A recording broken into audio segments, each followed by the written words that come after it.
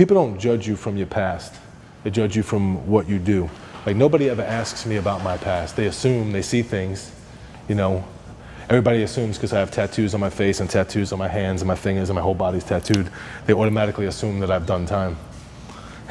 They no, I've never done any time, and hopefully I never will.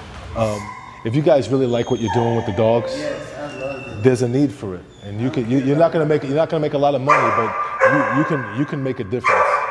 Anybody can make a difference. It doesn't matter what you've done in your past. It matters what you do from here on in. Anything's possible. You know, so you guys have a real good opportunity. These dogs are with you, what, 23 hours a day, just about, right? Yeah. So you guys have a real opportunity.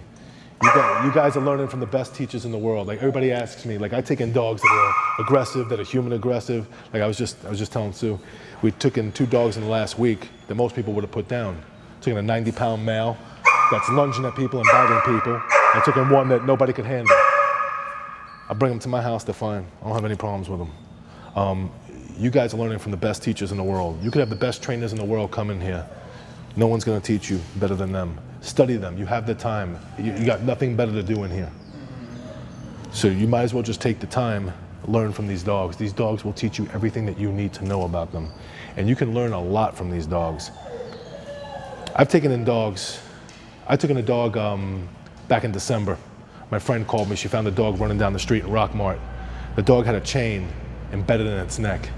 It was so tight that it cut through its neck. You couldn't see the chain anymore. The skin had grown over, just like one little thing. We had to cut it open and take bolt cutters and cut it out. I don't have my phone or I'd show you the video. In my vet's office, we had to take bolt cutters and cut it out. This dog was broken. I mean, she wouldn't go near anybody. I mean, it was horrible. But over the time, I never forced myself on her. I just fed her. I put her out with some other dogs. The other dogs helped her out, gained the count. You gotta see this dog running around playing. I've taken dogs. I walked in not too far from here, down on the West End. It was on Pelham Street. There's a crack house over there. Yeah, 2 o'clock in the morning, I pulled a dog out of there that somebody hacked with a machete. That dog, I mean, hacked where they cut his hip. The bone went through the bone. And I took him out of there at 2 o'clock in the morning, brought him in, did a surgery on him. But one of the best dogs I ever had. He wasn't angry at the world. They'll teach you something. These dogs, they come back from the worst situations. So just like they come back and they go on to live happy lives, you guys can come back. This is a minor setback. But from setbacks come comebacks. So the bigger the setback, the bigger the comeback. So you guys can come back. You guys are almost out of here. You're not gonna be here that long. You know what? You don't need that much money to survive. I learned that lesson a long time ago. You know, have fancy clothes, because who's judging your clothes? Your friends out there? They're not your friends. You'll be lucky to count your friends on one finger. You know when you find out who your friends are. How many of your friends come visit you? How many of your friends write you? How many of your friends put money on your commissary card, right? Yeah, they say, you want to find out who your friends are? Go to jail or end up in the hospital. And then you'll find out who your friends are. They'll be loyal to you for life. They can't give you money, but I tell you, my dogs make me feel a lot better. A lot better. I could have the worst day, I could have the shittiest day in the world. I come home, my dogs are always happy to see me. You know? There's the old saying, and I think I said it the last time. You take your wife or your girlfriend, and don't do this because you'll get in trouble for it. You put them in the trunk of a car, put your dog in the trunk of the car, drive around for 20 minutes, you open up the trunk of the car, see who's happy to see you, it'll be your dog. Yeah, don't do it, because now you'll get arrested for kidnapping and you'll be back in the program. But no, I mean, the thing is, you guys are gonna come out of here with a different understanding. You're gonna come out of jail with a different understanding for these dogs. You're gonna gain a respect for these dogs. Did you guys have dogs before you came in? Did you? Yeah. Well, no, not when I had cat. Yeah, but you know, now that you guys understand the importance of a dog and how to treat a dog and how to train a dog, this is something that you can pass on to people. You know, because these kids out here, these kids are in bad shape out here. I mean, I've done a lot of work in this area. These kids' minds aren't right. And sometimes, you know, you guys are just the guys who can change their minds. Even if you change one kid's mind, you make one difference, to a kid, you know? If you explain to him how to properly care for a dog and to love a dog. You know what it is? Everybody thinks that you have to be this heartless big bastard and you don't have to, you know, it's not cool to care about something, or it's not cool. You know what? Humans, I'm not much on. I'm not much on. Like, every time I help a human, I end up getting smacked in the face. I help a dog, man. They never forget. They never forget. And I had a homeless guy. Somebody called me about a homeless guy in Marietta that lives in the woods. He has a dog, and the dog was sick. His dog got picked up by Cobb County Animal Control, and it ended up in the pound and ended up with kennel cough, upper respiratory infection. Left untreated, it goes into pneumonia. You leave pneumonia untreated, the dog dies. So he called me, somebody gave him my number, and he called me. He says, please, my dog is dying. So I went over there and I took care of his dog for him. And I fixed his dog for him. I got him some dog food, gave him some flea prevention, got him on everything.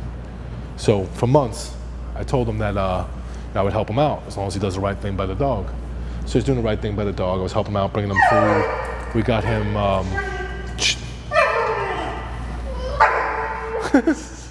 excuse me.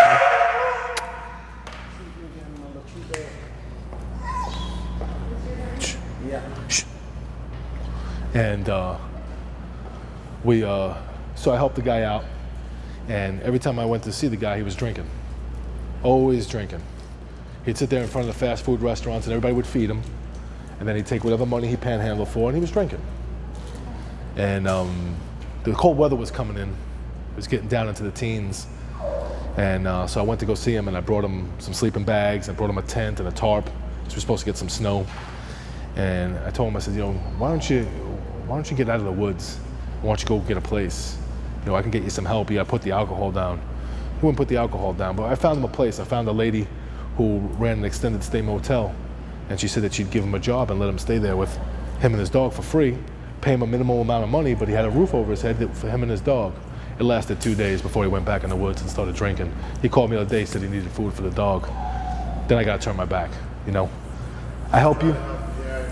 Yeah, and that's my experience with people, is that every time you help a person, there's a sense of entitlement. They keep wanting more and more, and they don't want to help themselves.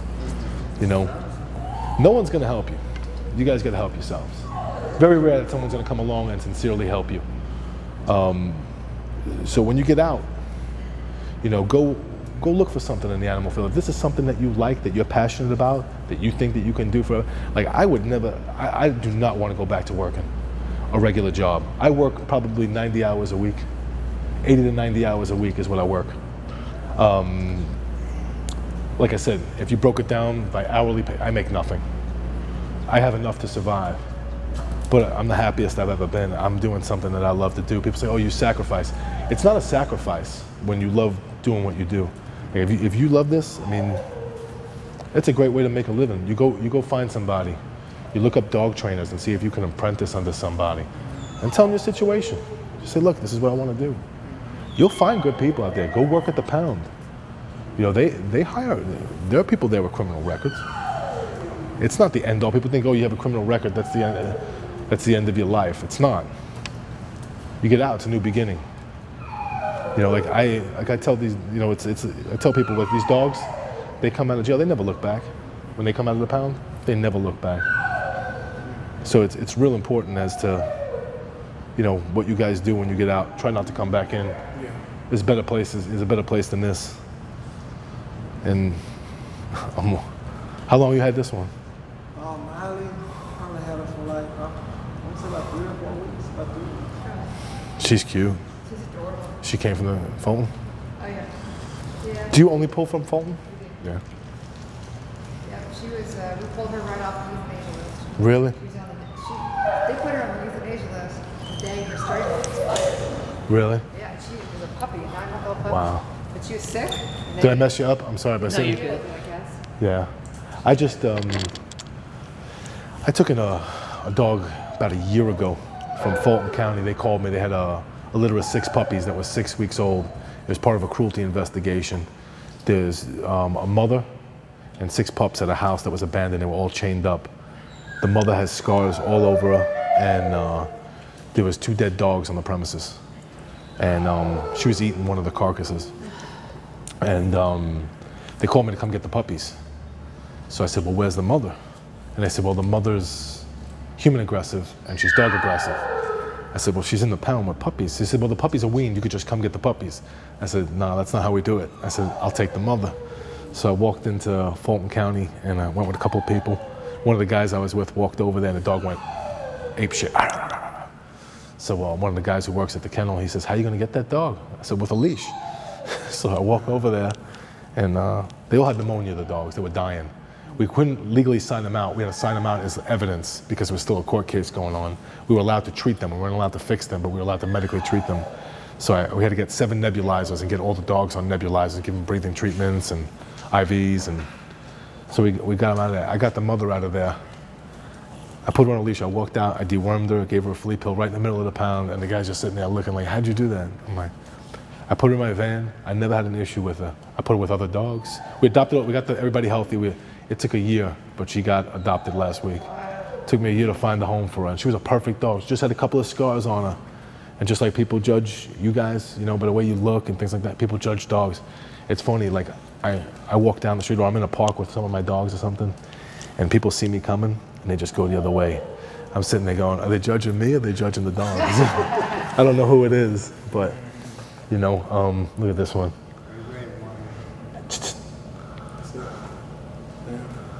Wow.